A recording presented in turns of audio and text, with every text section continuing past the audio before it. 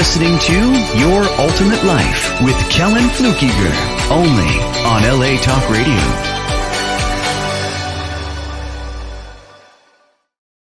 Hey there, welcome to today's episode of LA Talk Radio, Your Ultimate Life, Your Ultimate Life. You know, I was having a conversation with somebody a little bit earlier about an interesting topic, leadership.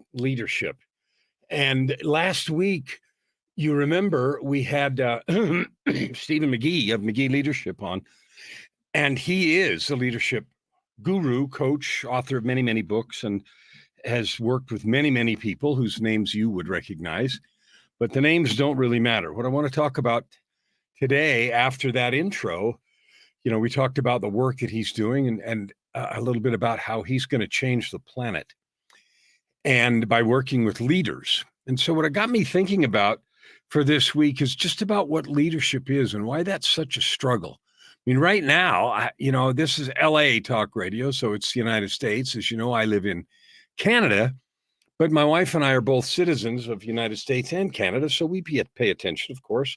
And we lived in Phoenix for a number of years as well. Right now, there's this huge political mess going on in the United States. And from a Canadian perspective, watching up here, it looks like a mess. It looks like nobody knows what they're doing. Nobody's telling the truth.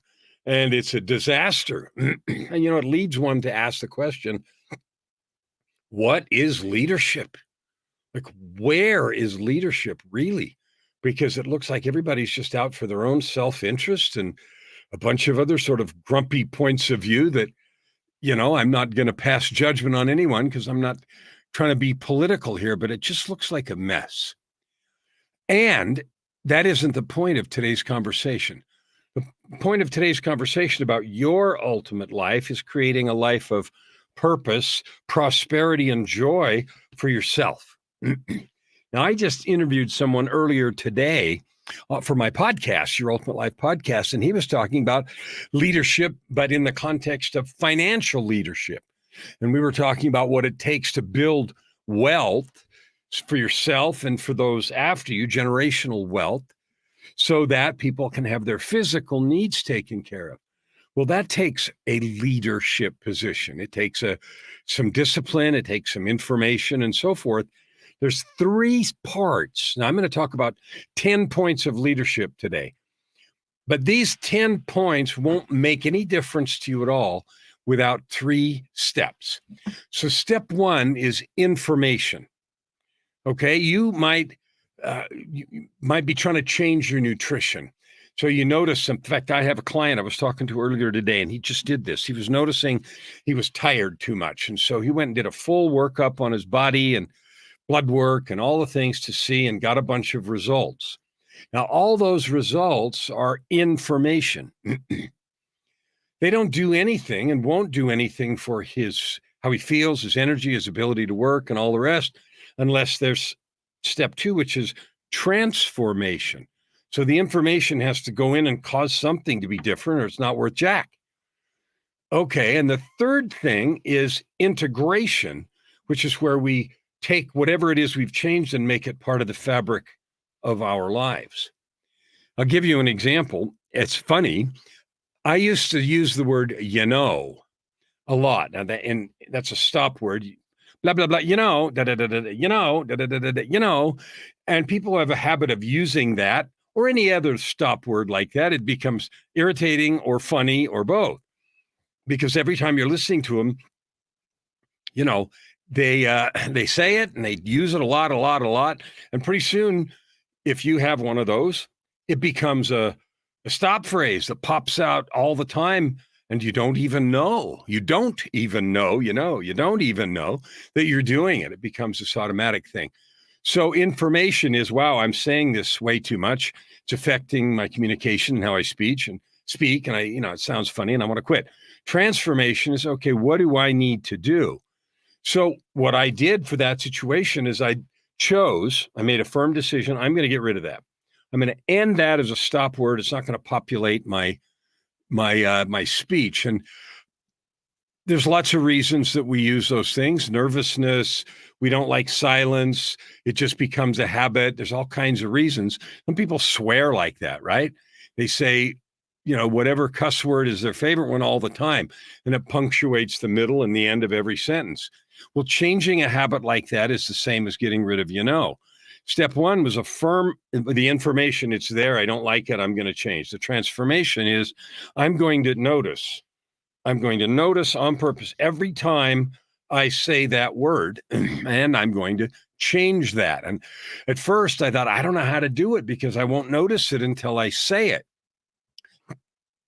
That's true.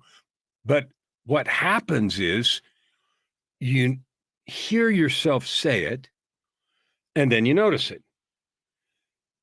When you pay attention to something else happens.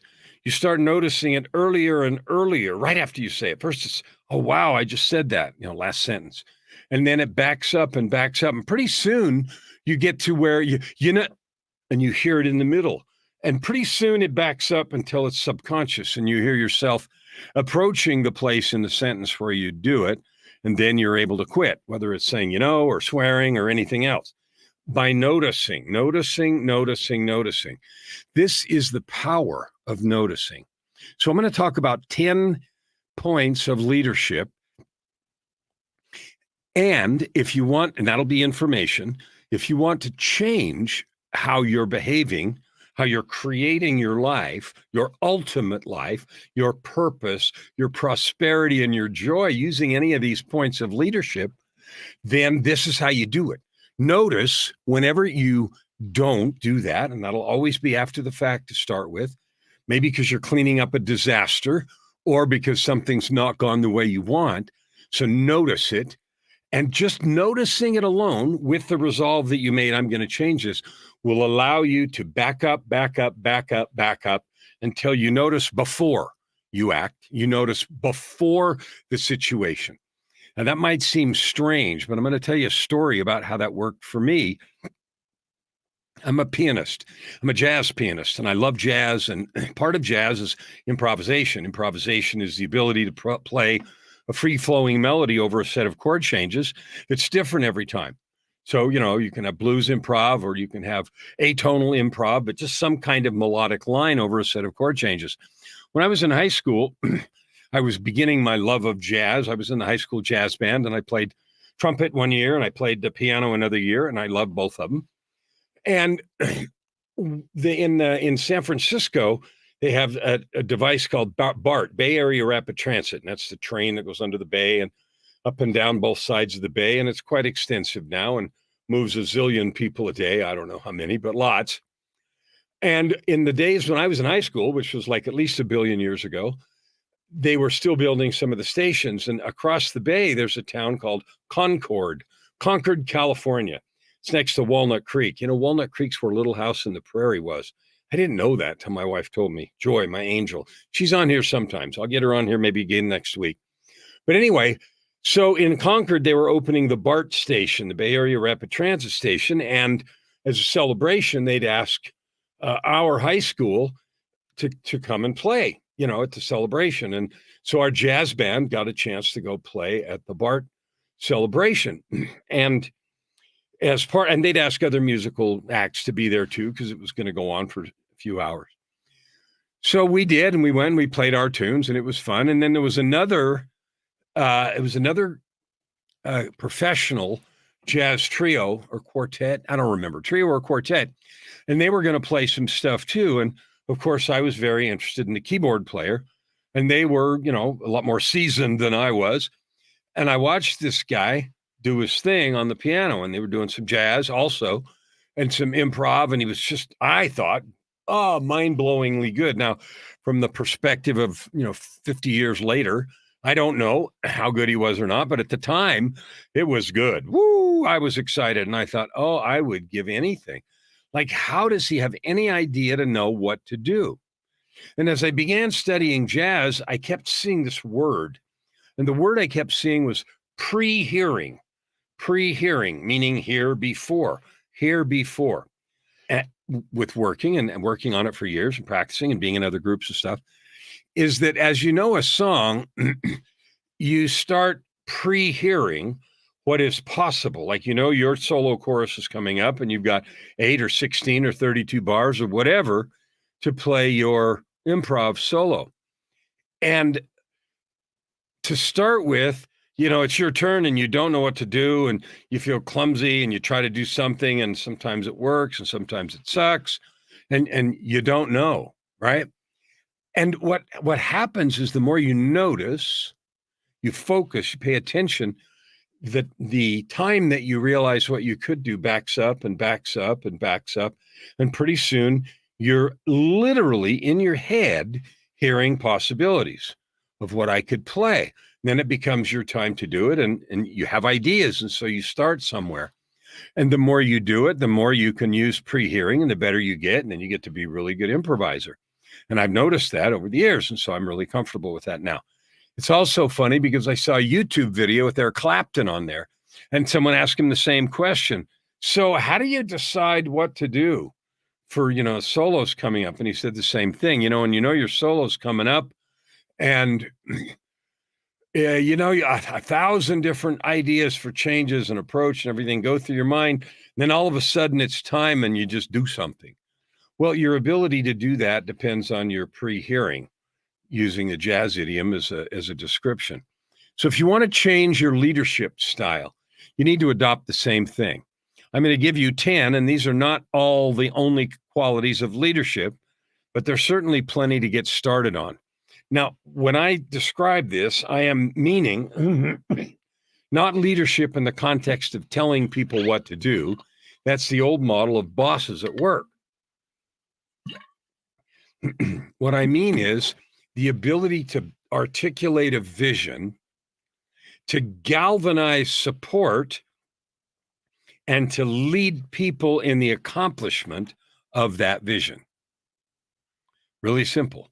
Have a vision, articulate a vision, galvanize or gather some support, and then lead people in the accomplishment of that vision. That's leadership.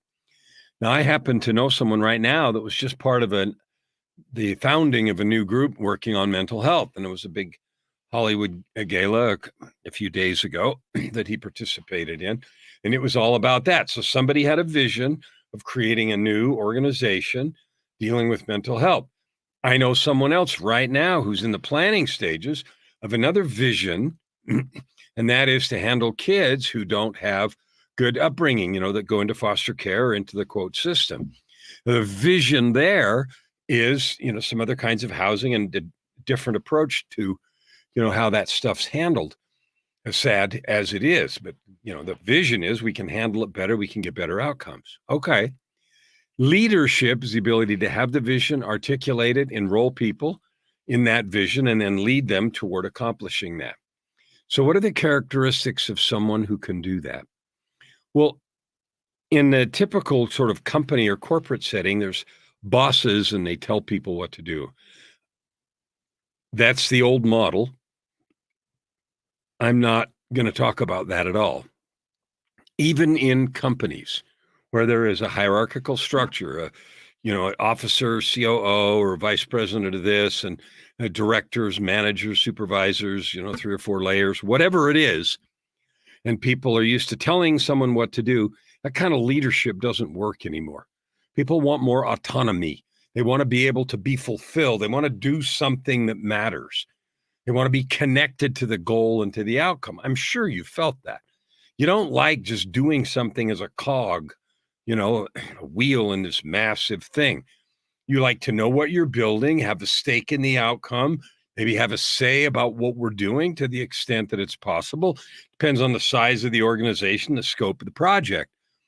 But it feels good to have some input and autonomy. So how do we lead effectively? Create a vision, enroll people in that vision, and then lead someone or a group of people toward an outcome. What are the characteristics you need to have, or I need to have to make that happen? Well, I have spent most of my life in leadership positions of one kind or another. Corporate leadership positions, community leadership positions, church leadership positions, and all of those are founded on one thing.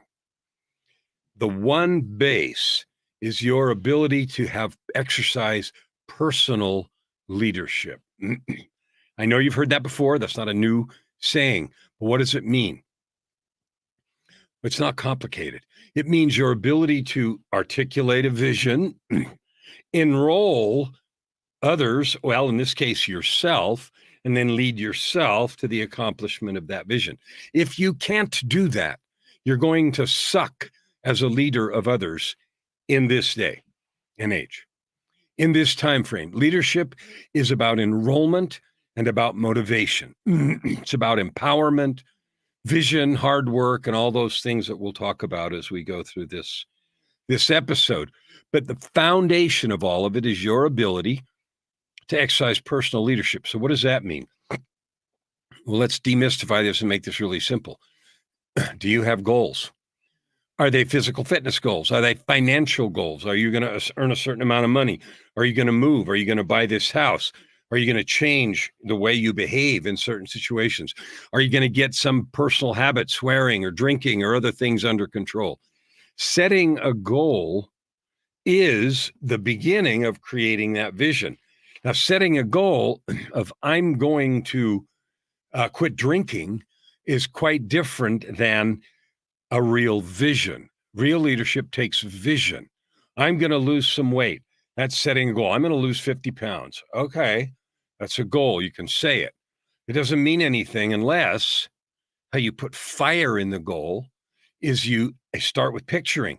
What do I look like when I've lost 50 pounds? What do I feel like? How do I enjoy the new clothes that I now need? Because everything I've got now no longer fits. So what is the new me? And painting that vivid picture and enjoying that vivid picture is a beginning step in creating a vision of any kind.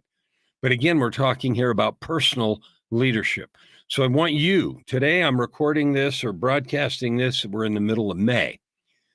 You got about 7 months, June, July, August, September, October, November, December. You got about 7 months until Christmas or New Year's, 7.5 till New Year's. What do you want badly by New Year's that you don't have today?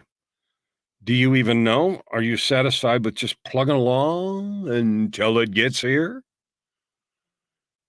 I hope not, because you're infinitely creative and you can have anything you want. You're free to be satisfied with what you've got and just keep muddling along. But in your heart of hearts, I know there are things you want. You want different in your life, in your relationship, in your bank account, in your job, in your satisfaction, in the way you behave, in your connection to the divine. There's 100 other areas. So what is different on January 1st for you than it is today? The better you can articulate that, the more you are likely to exercise the personal leadership to get it done. So step one is creating a vision of you in the completed place, with that done, with the sales done, with the promotion, with the money, with the physical shape, creating that vision and doing it powerfully with details and how it feels and the reasons and everything is a beginning first start. Now, personal leadership means you have to enroll yourself in the vision. Now, that might sound redundant and silly. You might say, well, I just articulated the vision. What do you mean enroll myself in the vision? Well, I'll tell you what I mean. I was just having a coaching call with someone, and we were talking about this very thing in a related way, not exactly. But one of the thoughts was there's this underlying feeling that says, yeah, I know I can plan and I can try, but it's never really going to work. Something's always going to get in the way.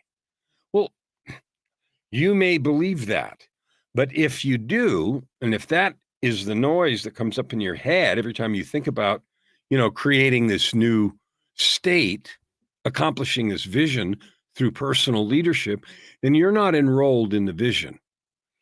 Enrolled in the vision means you believe in it. You believe that it's possible. You really want it. You believe that it's possible, and you're committed to do what's necessary. Anything else is daydreaming.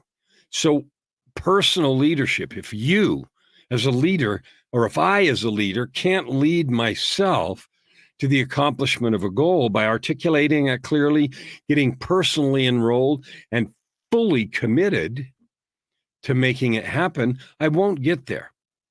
And fully committed means willing to sacrifice, willing to give up, willing to say no, willing to change some habits, whatever it is, because those are really the same steps that are required if you're a corporate leader or if you're a leader in a volunteer organization or anything else. I remember one of the things I used to love to do was I was a leader in a community theater group. I was the musical director, and the musical we did was Grease. We did more than one, but one of them was Grease. You may have seen that movie. In order to get the orchestra and the music and everything done just right, I had to create a vision. The vision was of us doing it well, of thrilling the audience, of supporting the cast, and of making it real. And I had to lead, I had to create that vision. And then I had to enroll all the other musical cast members, which included some singers on stage and stuff. I had to enroll them in that vision. And the vision wasn't just doing it, but doing it really well so we could be proud of it. And then I had to lead us as a group to get to that place. That means rehearsals. That means fixing mistakes. That means being firm about, how it needs, what it sounds like, projecting and being on key and all the rest of the things that make a good musical production. So that's just one example.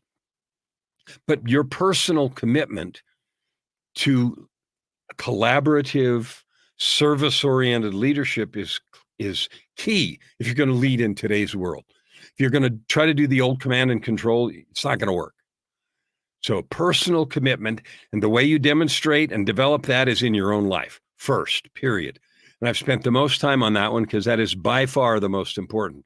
You can learn the others on the job, but your personal commitment to self-leadership, like if you can't lead yourself in creating the results you want, you're not going to be able to lead anybody else.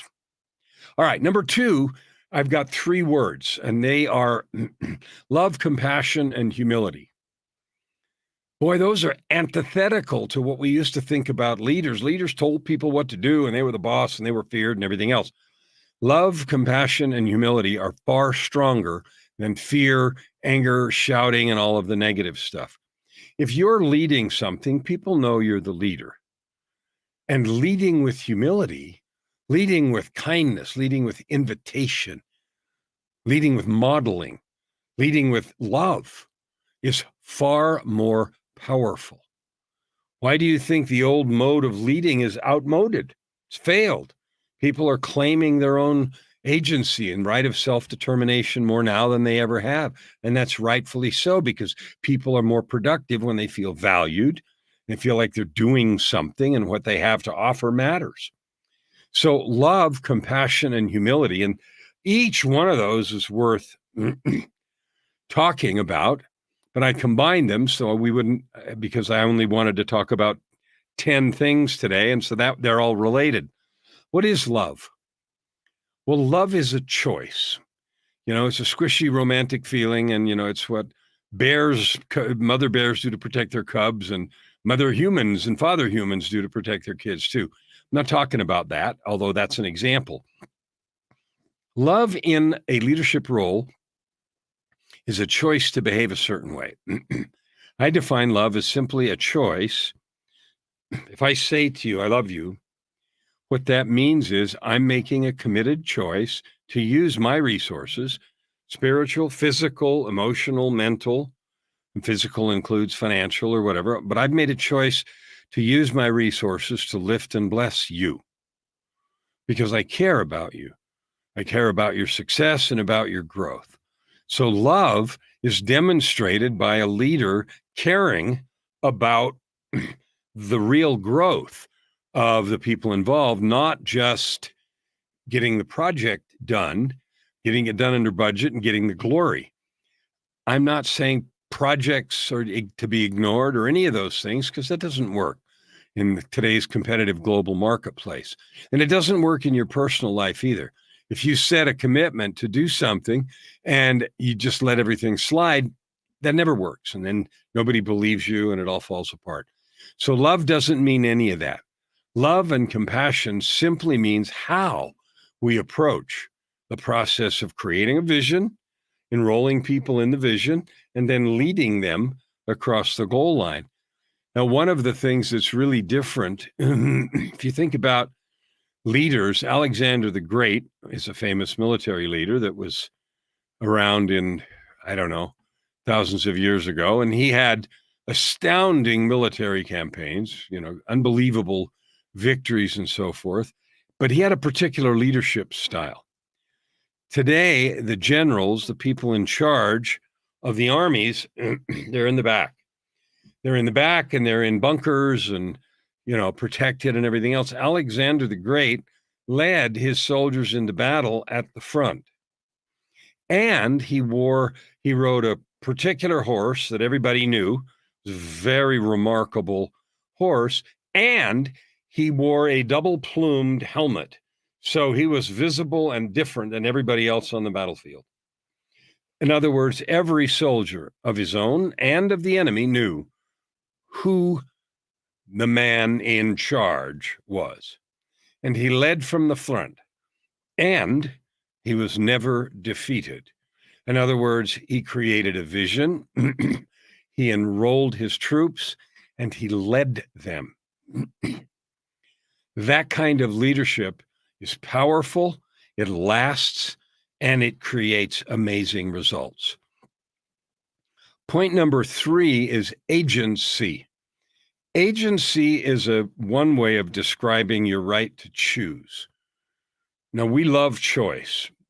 Cheese, no cheese. Pickles, no pickles. Green ones or red ones. We like to have choice. We like to have a say in how things go. In a leadership role, there is absolutely a place for inviting, recognizing, and honoring the agency of all of those that are part of your team. That doesn't mean things are done by committee.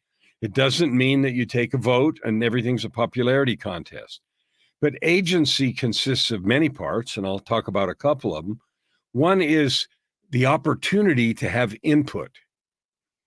And the second one is the opportunity to express what parts of the project someone might believe they're best suited for. I can do that. I can do that.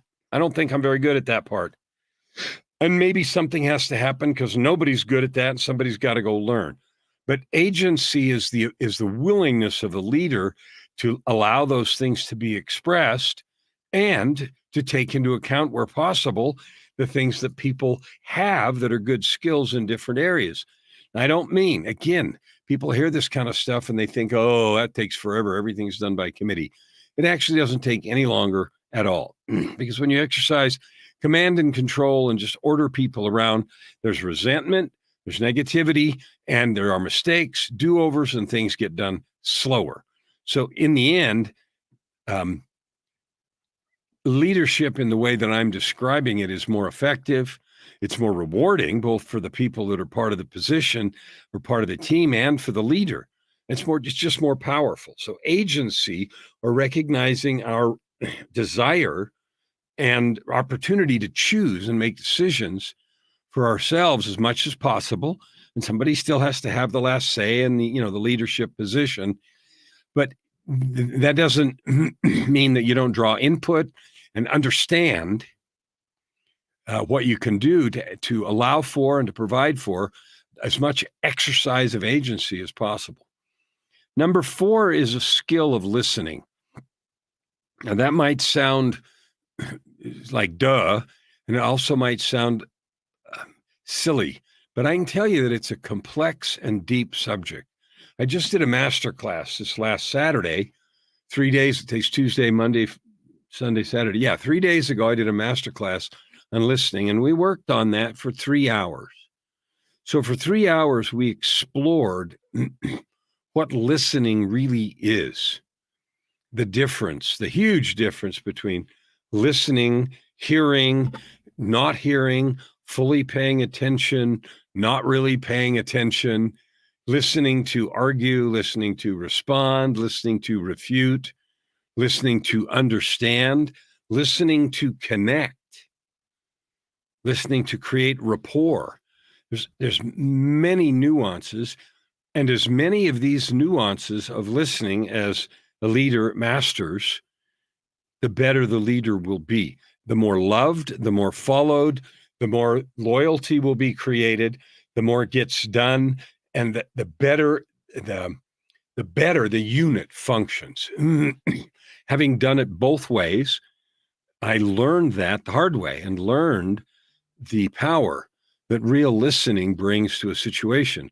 Incidentally, we've been sort of talking about all of this like it was really in a business context, but I want to stop here, especially at this listening thing, and talk about leadership across every context. Self-leadership. Do you take time to really listen to yourself? Listen to your body, listen to your own ideas, listen to the other voices in your head. No, I'm not crazy. Well, maybe I am, but we all have multiple voices. I have a client who used to talk about the committee in his head, meaning all the different voices and argument points that there were considering an activity, a position, an opportunity, et cetera. So listening, learning to listen. If you haven't spent some real time invested on the skill of listening, how you listen, what your goal is for listening, why are you there? What is the purpose of the conversation? If you haven't learned to do that, that might be one of the best investments you can make to create your ultimate life. Here's what I know. If you develop the skill, the real skill of listening, where you learn to understand how you're listening and to control and listen on purpose, you will control every situation that you're in. The listener controls far more about the outcome of a situation than the speaker. I want you to think about that. That's scary. Learning to listen is more powerful than you can possibly imagine. So effort spent in learning to listen without judgment, without thinking, without trying to respond, just listen and then decide why you're listening. What is the purpose of the conversation? What is your desired outcome? You can affect that a lot more by listening than anything else. The fifth point of good leadership is empowerment. Empowerment. I learned that lesson when I was an executive in one position, and we were doing some pretty significant work in an initiative that affected a lot of stakeholders as well as things inside the company. And I had certain ideas about how things ought to happen. In fact, I was the executive in charge. So obviously, and the success of the initiative was my responsibility. The buck stopped right in my face, not somewhere else. So to start with, I, had teams of people, engineers and others doing different things. And when they would bring, answers to questions or partial things done back to me to talk about or to review, I was busy trying to get them to see that what I had in mind was somehow better. And I tried to do it without command and control, go do this and shut up, but tried to reason with them. What I realized, two things. One is maybe there is more than one way to accomplish a particular thing, okay, and still get to a good outcome. And that was easy. Maybe there's more than one way. That was easy compared to the second one, which is, when is good enough good enough? And so I learned to ask myself this question. When they would bring to me some policy document that described what we were going to do, I would ask this question: will it work? Will it work? Will what they are proposing work? Will it solve this problem and cause the outcome? And if the answer was, yeah, probably will, then that's enough. The fact that I had a different idea or would tweak it this way or that way, that stopped mattering. Okay, will it work? It's so important, because if you do not empower people to make their own decisions, to make their own contribution, and do something valuable, but all they are is gophers carrying out what you have told them to do, you won't develop loyalty. You won't develop people's skills. You won't have people who want to, follow you to the ends of the earth or any of that fun stuff, because they have no investment in it. If you accept their ideas and suggestions and designs and things, then you develop a completely different set of relationships. Now, again, I'm not saying accept something that isn't up to speed. Will it work? Meaning, will it satisfy all of the requirements, the design requirements of the situation? And if it will, learn when to say, that's fine. Let's do that. Number 6 in leadership is the word development. As much as you like to think so, you're not going to be around very long in any particular project. Maybe your position lasts the length of a project. Maybe you have a position in a company and there's going to be more projects. Regardless, a few years and you're gone anyway. Maybe you'll get promoted. Maybe you'll get sick. Maybe you'll get fired. Maybe you'll die. Maybe you'll get bored and move on to a different line of work. So the development of people underneath you, I don't even like the word underneath, but who are part of your team, the development of those is not an accident. It is an intentional, focused process. And engaging in that intentional, focused process creates more loyalty, creates better outcomes, and it is the right thing to do besides. Even if you develop people to be completely superior to you, right? Every student should excel and exceed the master who taught them. Now, again, I've been describing this as if it were in a company setting, but I want to now, again, like we did with agency, move back to a personal setting. If you have kids or you work in a volunteer position in your church or community, the development opportunity is huge and is serious. Like, why wouldn't you make it a priority to develop everyone you can as much as you can? The only reason a person wouldn't do that is they're afraid. They're afraid someone will outshine them. They're afraid for their own position, their own security. And that is not only selfish, but sad. Our goal as leaders, leadership, whether it's in your family or you run a Boy Scout troop, or you teach music lessons, or you have, corporate responsibilities of any size, you are responsible intentionally to make the most out of the potential of those in your team. Making the most means understanding their gifts, talents, and skills, and then intentionally leveraging them so that they can do more than you imagined, more than they thought possible. That development is a hallmark, one of the key hallmarks of a real leader in any context, whether it's a leader in a family or a leader in an organization or volunteering in the community. Your ability and willingness to engage in intentional development and growth is a critical mark of a powerful leader. Number 7 is vision. Vision, we talked about in the beginning when I said, what is leadership? It's the ability to conceive and articulate a vision, enroll people in that vision, and then lead them in the accomplishment of that objective. Develop your ability to describe a vision in detail. Painting pictures with words is a skill. Maybe you need diagrams, or maybe you can do it all with words. But nothing is more frustrating than half-baked vision. I talk to people as a coach. I talk to people a lot. Obviously, I meet new people every week. And often I'll ask simple question. Okay, we're having this conversation. I'm a coach. You want to get somewhere, do something, create a business, make more money, change your life in some way. Like you want something and you're exploring whether or not I can help you or you need any help at all. And what I find is it is so difficult for people to clearly articulate what they're trying to do. There's vague notions of, well, I want to help people and I want to make money and I want to, and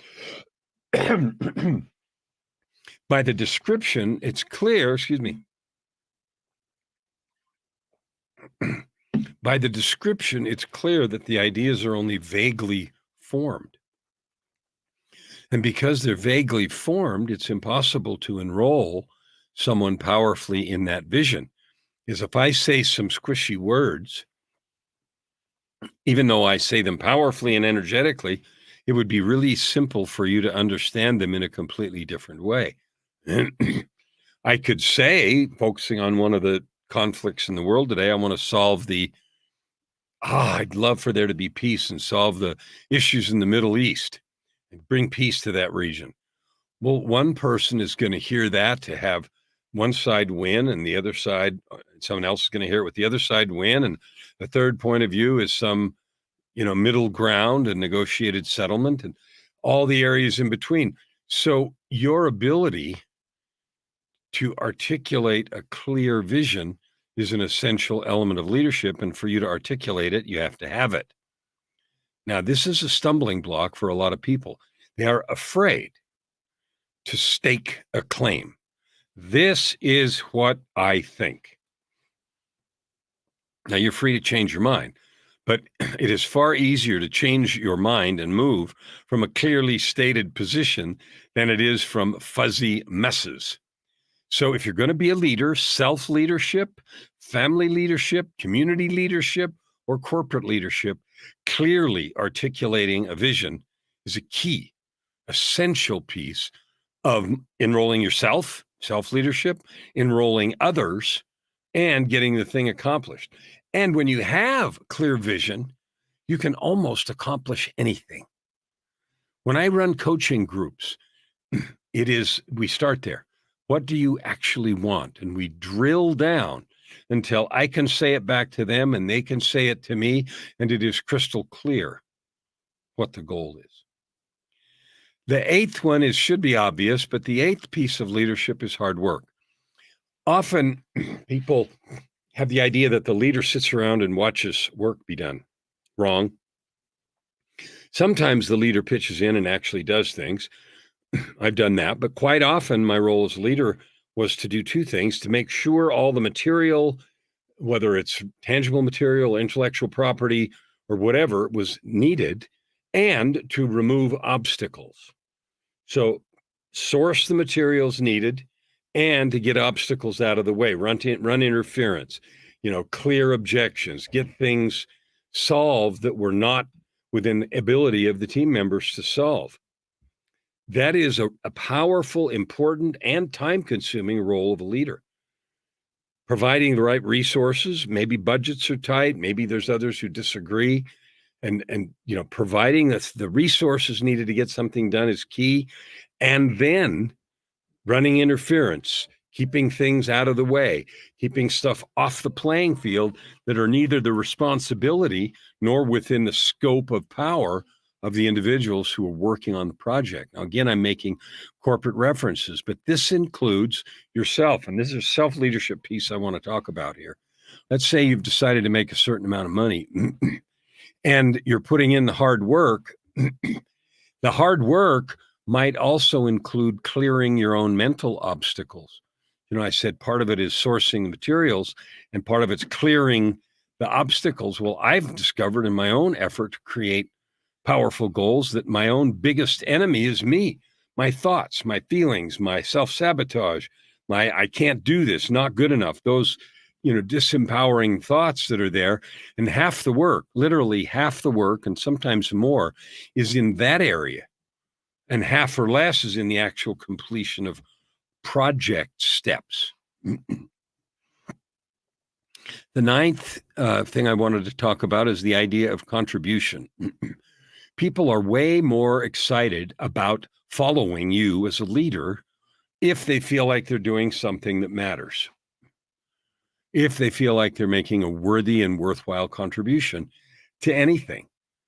Okay, so if they understand their place, how what they are doing contributes to the completed project or product or whatever it is the organization or company is working on. So, for example, and hark back to that musical theater stuff, ushers, people that set up chairs, making sure that they understand that their contribution is critical to the placement of the audience and the enjoyment of the audience, the legroom people had, whether or not people could move around, get in and out for intermission, emergencies, all that kind of stuff. It was really important. And so you might say, well, setting up chairs, that's just some stupid grunt work. Not true. The layout of a room and all the rest has a lot to do with the full enjoyment of the situation. So helping people understand how their contribution matters to the whole is a very powerful hallmark of leadership. And taking the time to understand that and then to acknowledge those things is another critical characteristic of a leader in organizations large and small. Also in self-leadership, acknowledging your own efforts is key. That plays right into the last of our list, number 10. And I put 3 words here again, like I did with number 2, joy, fun, and celebration. At the end of the day, you have projects, you have things that you want to do because you want some good outcome. You're going to rejoice in that promotion. You're going to rejoice in that new car.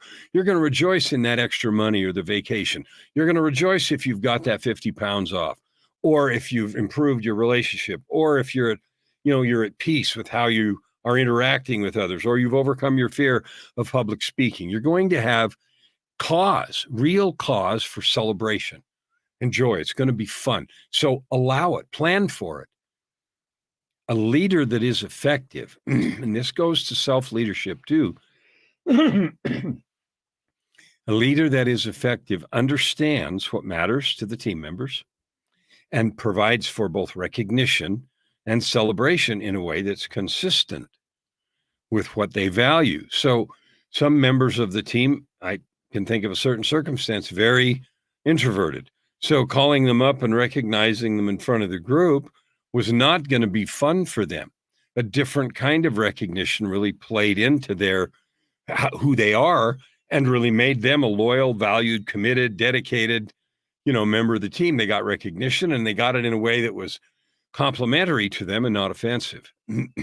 So understanding how to celebrate, how to recognize people, how to have fun along the way, interim milestones, goals, compliments, all of those kinds of things make so much difference. Just think of yourself. If you're busy doing something, it doesn't even matter what it is. And someone walks by and says, hey, that's really nice. That looks really good. That feels great. You feel acknowledged. You feel noticed. You feel seen. You feel like what you're doing matters. And after all, we live once through life. We all have the yearning to matter. And we all fear the acts of judgment and rejection. So, there's a whole bunch of other things we could talk about discipline and correction and other things. And we don't have time on this episode. But focus on creating camaraderie, joy, a sense of shared accomplishment, celebration, having fun. All of those can be done in a contextually appropriate fashion, no matter what the project is. A personal project, you reach a milestone in your weight, celebrate, not with a pile of ice cream, but some other appropriate celebration. A pile of ice cream might be just fine if weight isn't the issue and you just made your 27th commission sale as a real estate person this month. So your goals and your ability to recognize effort and celebrate yourself for self-leadership, team members for others, for other things, is critical. So many leaders that I have been associated with in my long career are only in it for what they look good for. When something goes well, they can't wait to run and strut and take credit. And the team, that's just what you're supposed to do. Well, that doesn't contribute. That doesn't make for loyalty, and it doesn't make for long-term relationships. So I hope that you've enjoyed this brief discussion of 10 points of leadership today. I want to invite you to do 3 things. Number 1, the URL on the screen, www.yourultimatelife.ca. If you haven't been there to get the 5 keys to create your ultimate life, I invite you to do that. Again, I further invite you to get a hold of me. I'd like to meet you. My business is meeting people, getting to know you, recognizing your divine gifts, your talents, your capabilities. So I'd invite you to do that. And I do that on every episode, or nearly every one, because I mean it. I love getting to know you and seeing beautiful faces. One of the most fun parts of my job, it's not a job, my choice of business and career, is all the new people I get to meet and the amazing talent, skills that they each have. So I invite you to go to that URL. I invite you to reach out and connect so I can get to know you and what you do. And the third thing is if you have a story, a mission, a message that you would enjoy sharing with others, I would invite you to connect so we can talk about whether or not it would make sense for you to be a guest on this show or one of my other shows. Because again, my effort is about helping you achieve purpose, prosperity, and joy so that every day for you is fun, so that you can add your good to the world, so that together we can reach my goal of 250 million people, to encourage them, to lift them, to love them, to bless them. We need that more than ever in our world today, with the struggles and the negativity and the pain. Let's be part of the solution. Love to meet you. I extend those 3 invitations to you. And with all the love and encouragement in my heart, I tell you, it's possible. You can have it. So let's go create your ultimate life.